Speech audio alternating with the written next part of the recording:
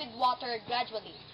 In a few hours, the water and the starch from the lumbia will separate. Will separate, and that will become our unaw.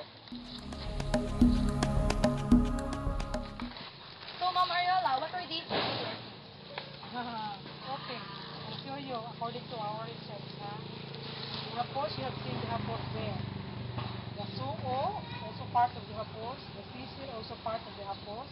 Tagig is the platform for strainer. This is the tagig in hapos. So, this kawayan part is the tagig. Improvise na siya kay gibuhat na sa kahoy. Sa una, ang mga original na tibuhat o unaw, ang gamiton nga inunani platform will be this part of the lumpia, no? Sa dahon. Kini ang gamiton nila diha. Pero improvise na nila kahoy na because they used to use this every now and then. Mas dito na po ng kahoy. Ang dito sa ilalong, kawayan. Ang wave na kawayan. Wave na kawayan. Ang reason is that pinigibutang diri para makalusot ra sa ilalong ang powder niya. Powder para siya. Tapos hapinan ani you call that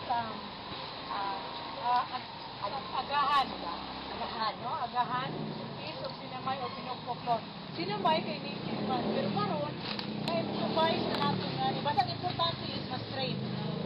Pahay na ang particles. Okay, so bakit? Bakit later? Bakit? Okay, so that later. Tusok. Originally, tusok ang ganito. Ingon ani. Ingon ani. Ani ang forma. Yes, yung ang forma. Karon, ga-improvise na kay dugay man mabuhat ang tusok, tamtak. As you can see, tamtak na ang gigamit. Kaya ang pagbuhat o gagmay na tusok will take time. Palwa. Palwa. Itong gamit protection sa pot, no? Pot ang tagig support to sa okay. Sapa, the other part, dry sapling. Dried sapling bark. Use as protective properly. So, according to Mrs. Ariola, before things were different. She was using more local materials and indigenous materials. Like this, ma'am? Like the tusok. Before, they were using